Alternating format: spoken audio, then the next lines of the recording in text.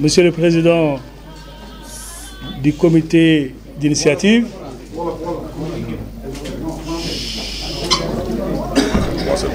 merci beaucoup à tous les journalistes qui ont eu à effectuer le déplacement, mais surtout aussi aux militants et sympathisants qui, depuis avant-hier, ne cessent d'appeler pour manifester leur soutien au président Amadou Ba et à tous les responsables de la nouvelle responsabilité.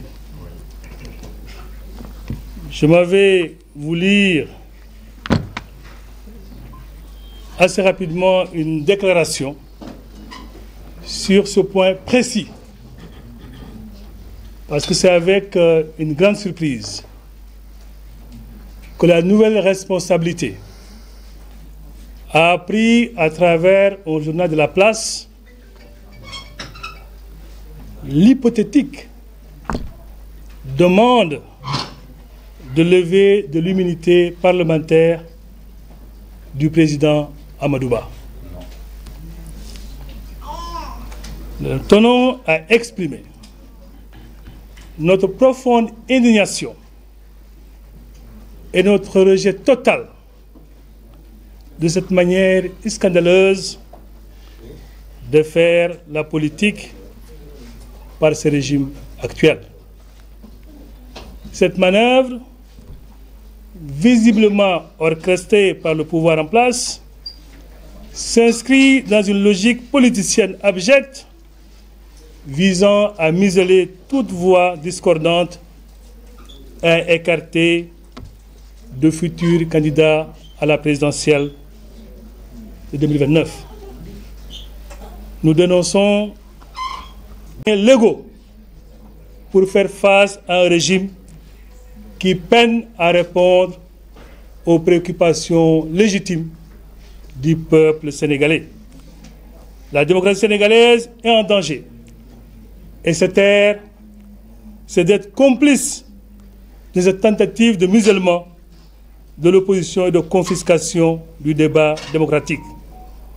Ensemble, et avec tous les militants, responsables et sympathisants de la nouvelle responsabilité, mais également de tous les démocrates, nous disons non à la politisation de la justice. Je vous remercie.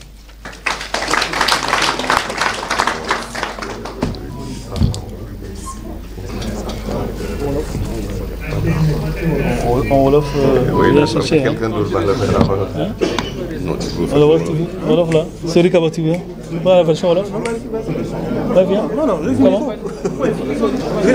Voilà.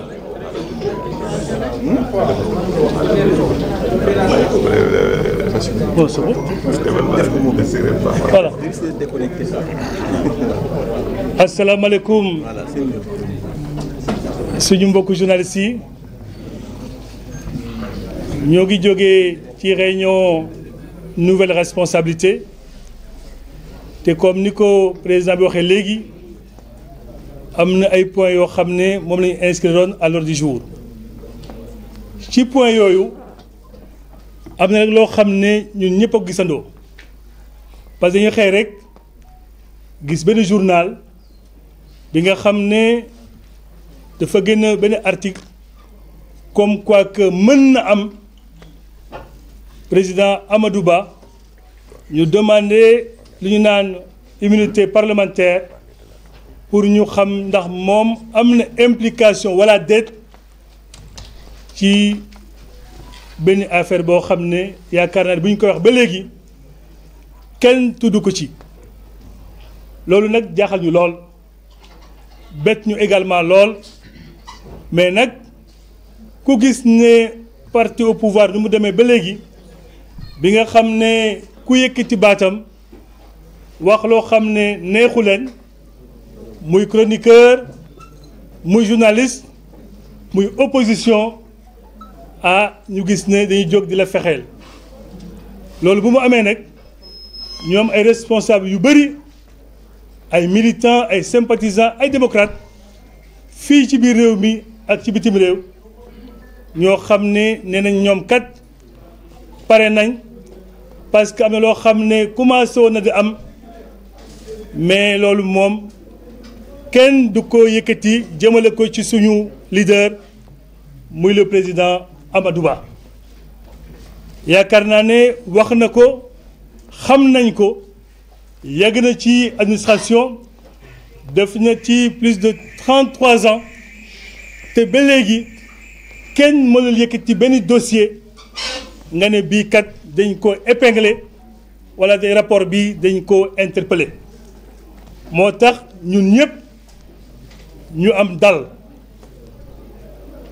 xam ne li ñu jublu kat mooy jeter le discrédit jeter en pâture un homme politique bi nga xam ne ñëpp xam nañ ne bu dee alternative crédible pour njëriñu réew mi ci fu ñu toll nii am nañ yaakaar ne président Amadou Ba la loolu nag lu mu laaj mooy ñun ñëpp ñu jóg taxaw jano koo xam ne da ko bëgg a laal te laalu ko ci li nga xam ne dëgg la laalu ko ci li nga xam ne moom moo ko ci def mais ndax da nga koy def rek ndax politique ñu yaakaar nag fu ñu toll ak ñoom fu ñu jaar yëpp am na rupture yoo xam ne ñoo ko doon xaar ci ñoom nekkatul nga jël justice pour casser ay opposants nekkatul nga jël justice pour koo xam ne li ngay xalaat méngoowul ak li mooy xalaat nga koy fexeel yaakaar naa loolu waroon na taxaw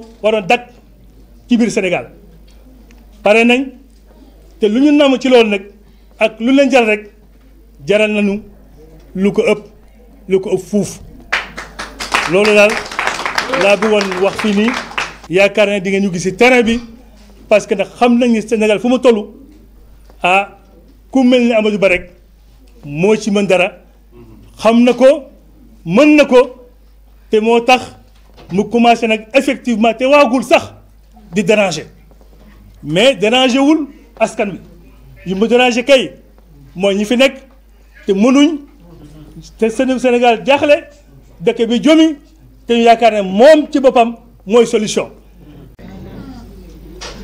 Pour faire face à ce régime qui n'arrive pas à trouver de l'emploi à notre jeunesse qui ne fait qu'en demander davantage, pour faire face à ce régime qui n'arrive pas à stabiliser notre économie qui balbutie, il faudrait que le président Amadou Ba s'adresse au peuple sénégalais dans les coins et recoins de notre pays.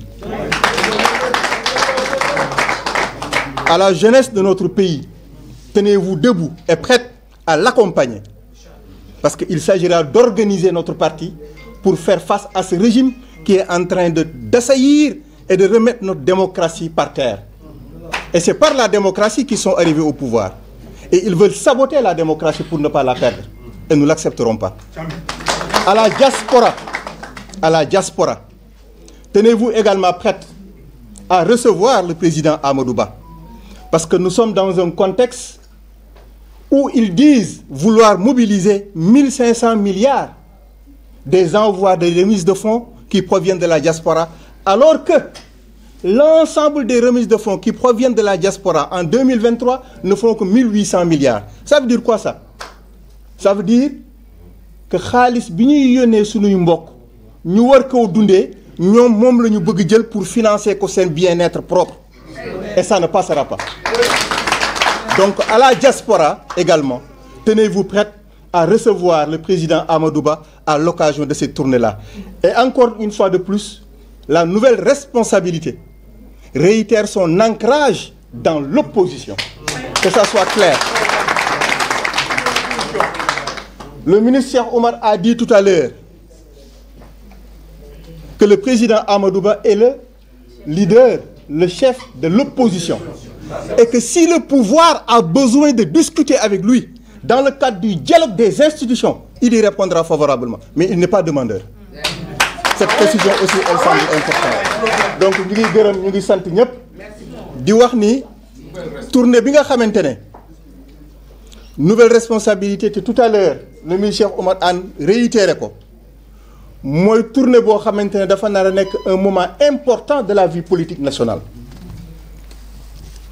na ko ñëpp bàyyi xel parce que régime bi fi ne am nañu jafe-jafe pour régler la demande sociale am nañu jafe-jafe pour régler l'emploi des jeunes am nañu jafe-jafe